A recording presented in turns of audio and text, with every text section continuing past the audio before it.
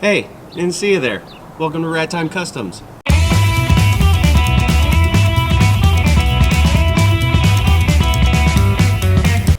Today we're talking about heat extractors. Now, a heat extractor not only is going to allow all the hot air inside of your engine bay to escape, but it's also going to help your cooling system do its job.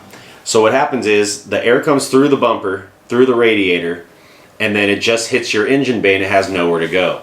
This causes two things. One is it can cause unnecessary lift at high speed, which can cause the front to start kind of coming off and the car gets a little sloppy. The other thing is that hot air has nowhere to go, and the faster you can let that hot air escape, what's actually happening is the air is traveling through at a higher rate because it has somewhere to go. So you're actually getting more air flowing through your radiator and causing the car to cool down. So it's not just your engine temperature that's underneath the hood, it's also what's going through the radiator and quickly getting all the hot air out of it so more cool air can come through your radiator. The way that I went about fixing this is by using a GT500 hood insert. The heat extractor that's found on the GT500 is rather wide, and that becomes a problem, especially when you have something like my Fox Body Mustang or my E36 BMW, a car that has hood lines that travel front to back. These are too wide. So what I've done is I've taken mine and I've cut it down the center. I haven't body worked it yet and finished it just for this video so that you can see it is cut in half, and I'll also show you how you need to go about reinforcing it so you don't start having cracking issues down the road should you decide to glue the two together and not leave them as two separate pieces in one hole. Not only is shorting this great for cars that do have body lines that you're trying to get to fit in between, but even cars that don't have body lines. Say you have a nice smooth hood, but let's say for instance like NB1, NB2 Miatas, they will fit as a wide GT500 heat extractor. The problem is for me, aesthetics wise, it's very wide for such a short hood.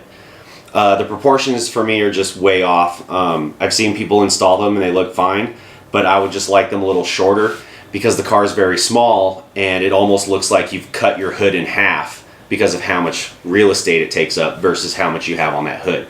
So if you have a car that has body lines going front to back on your hood that the GT500 scoop won't fit on, or you have a very stub-nosed car, then you may want to go and shorten a GT500 and then drop it into your car. A great thing about the GT500 insert is they're fairly cheap. You can get them regularly for under $200. They also flow very well to begin with when they do have that honeycomb design inside the slats, but then they'll flow even better when you cut them completely open. Cutting them open can be a little bit of a pain, but it's kind of worth it in the end. It cleans it up, and if you're just going to put the two pieces together, then it gets some of that honeycomb that doesn't quite line up after you've shortened it. It gets that all out of there and it makes it look really nice. Now when I shortened this one, all I did was measure my hood, decided how wide I wanted the scoop to be, and then I sliced one end at a time. So I'd slice this side and then this side, and then figured out how wide it needed to be, brought it together in the center, and then I went and sanded it nice and smooth, and then I made a little V-butt. And what a V-butt is if you look, you might be able to tell in here, probably not, but when you have the two sides, you take your sander and you sand it at an angle so you create a small V. And so when you have that V, that gives you a little bit more that you can get your two-part epoxy in there. And so for putting it together, I just used two-part epoxy you can get at any auto parts store for plastics. Simply just put that down through the center and you have that nice little crevasse to build it up into. And then on the back side, I took a piece of plastic.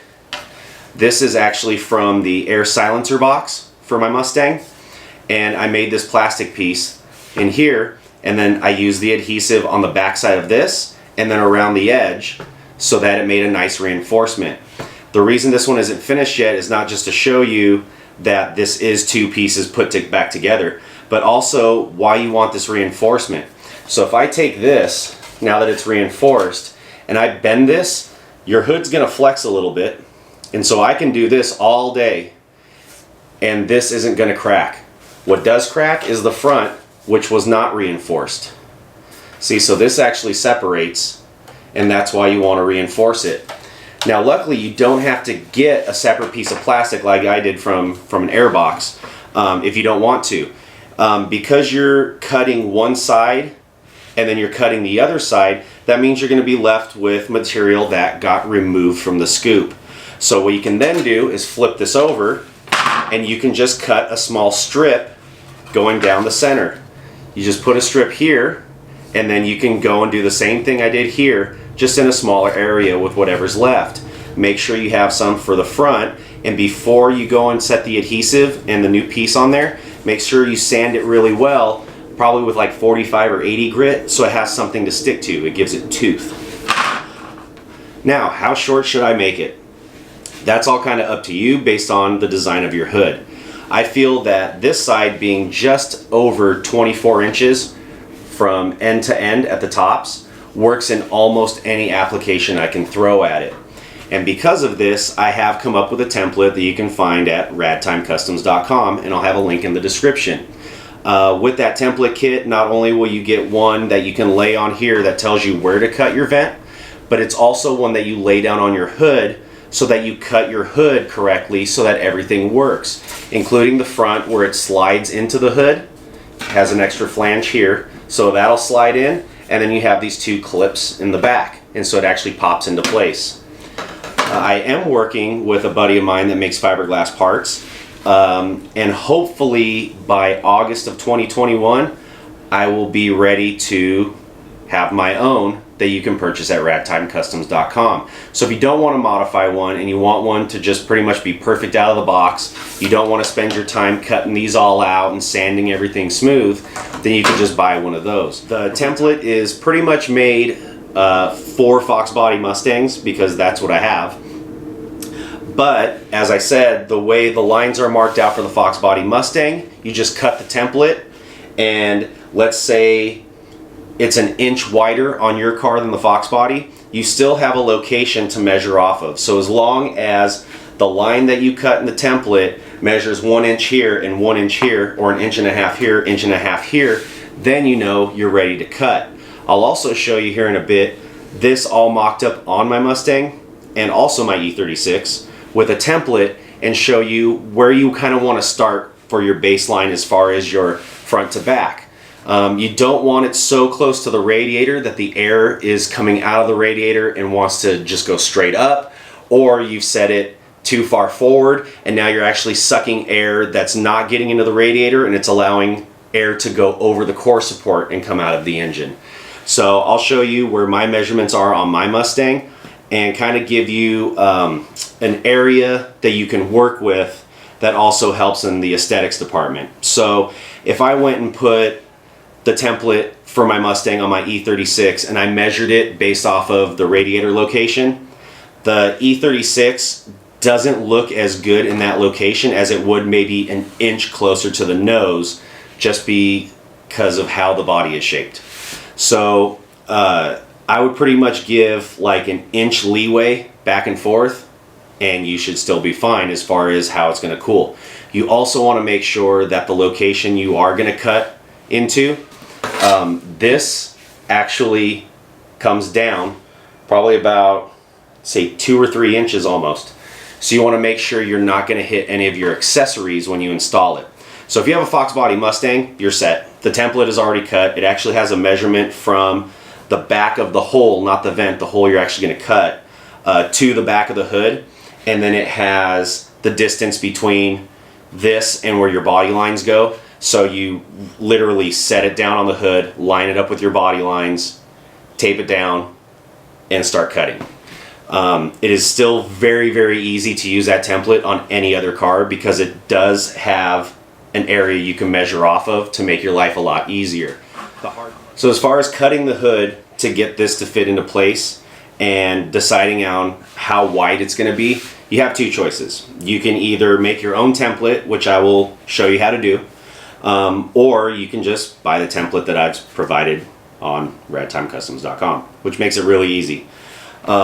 Now, if you're going to make your own, you got to decide how wide you want your hood vent. Once you decide that, then cut down your hood vent just by slicing it on both ends, bringing the two together, use the adhesive, and get it set up in the width that you want. Then you're going to want to set it down on a piece of cardboard. You can use paper, but cardboard works a little better. Set it down on a piece of cardboard and trace the outline of your scoop. It does flex a little bit, so while you're tracing, make sure you push each end down so that you're actually getting the right distance.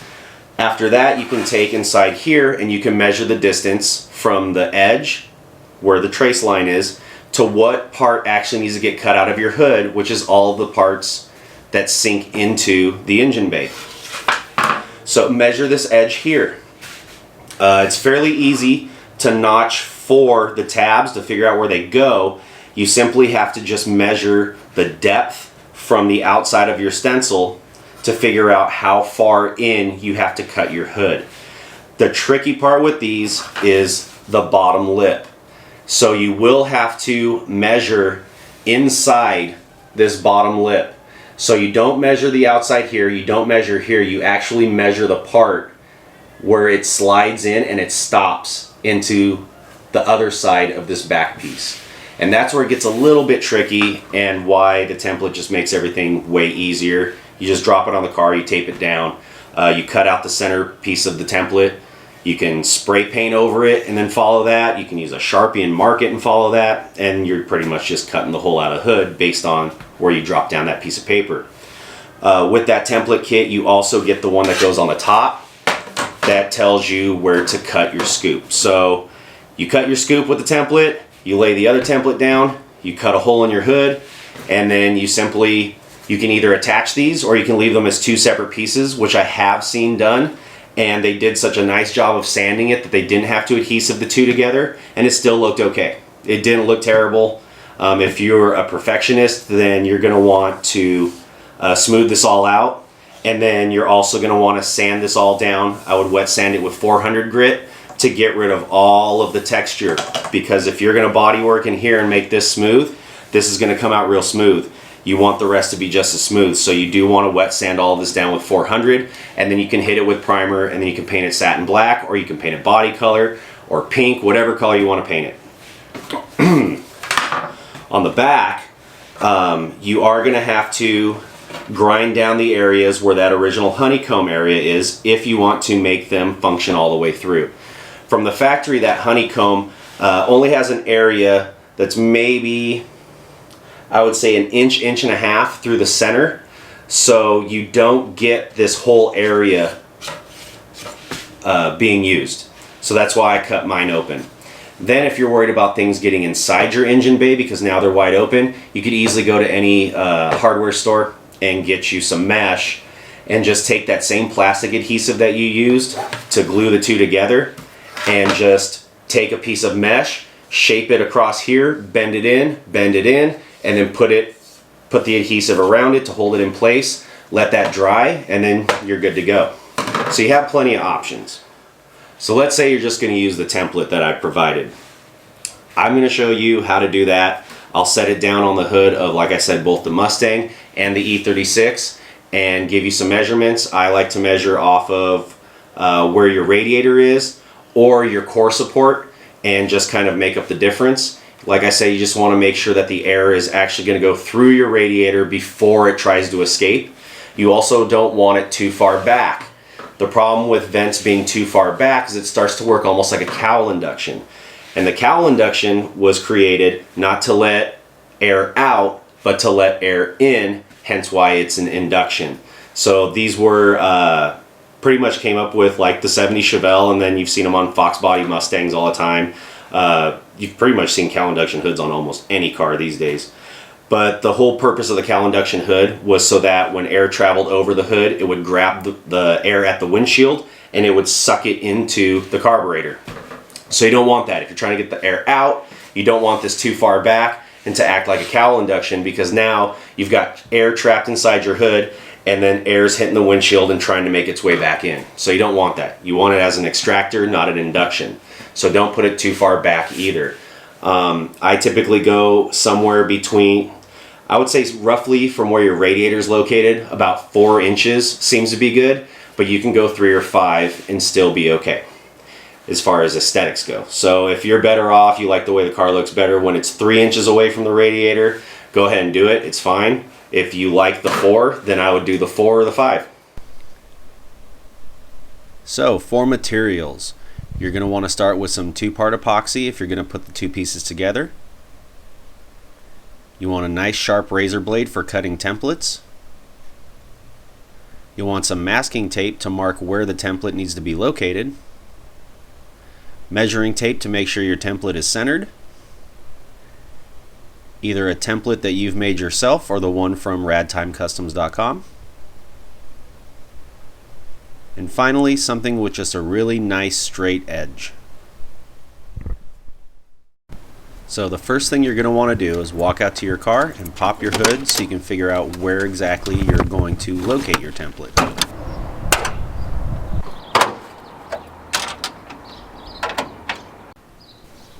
Now with the hood up, you can see how far back your radiator sits so that you can mark it onto your fender.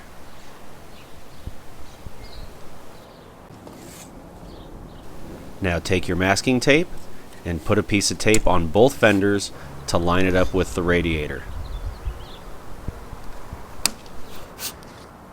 Now that both of your fenders are marked, you can close your hood. Now take your masking tape and simply connect the 2 tape marks together across the front of your hood.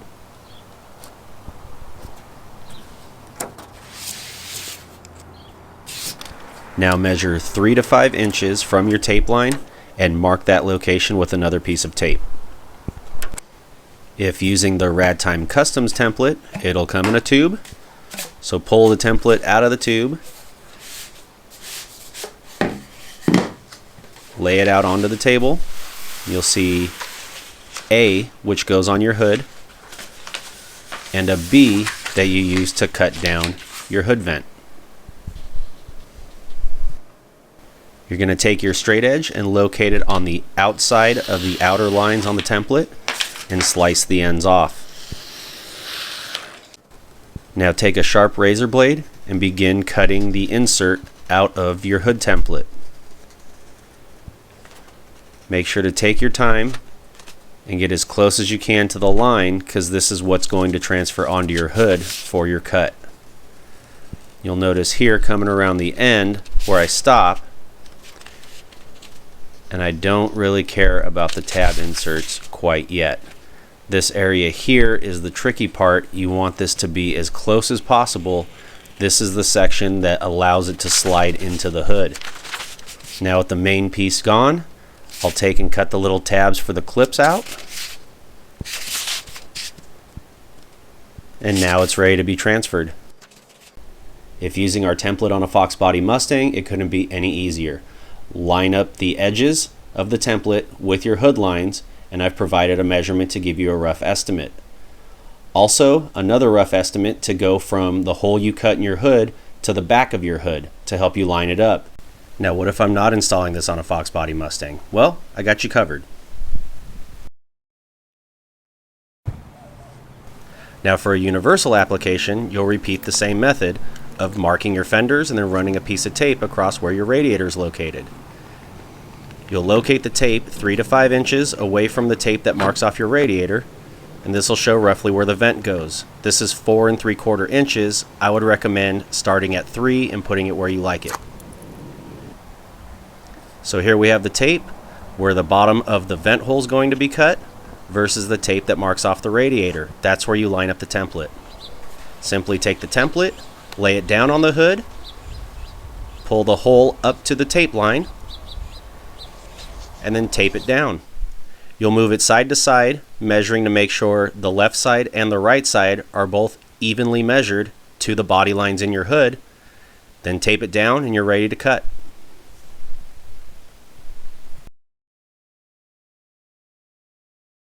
Now grab your favorite cutting tool and get to cutting the hole into your hood. I recommend using a Dremel with a steel cutoff wheel. Now it's time to shorten your vent.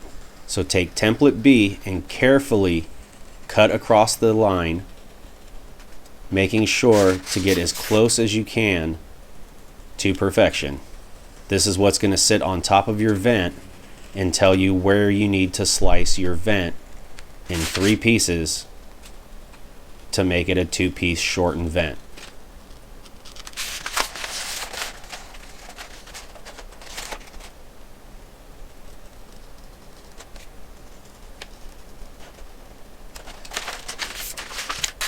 Now that the center is removed, get a nice straight edge, line it up with the center line provided on the template, and slice it into 2 pieces.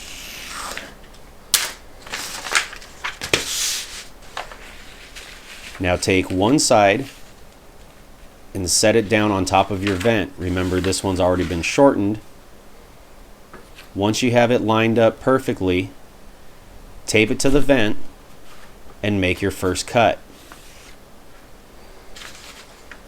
Then take the other side and do the same thing, making sure everything lines up perfectly before you tape it down and make your second cut. Once these are both cut, you can either leave the vent as a 2-piece or attach them together with 2-part epoxy.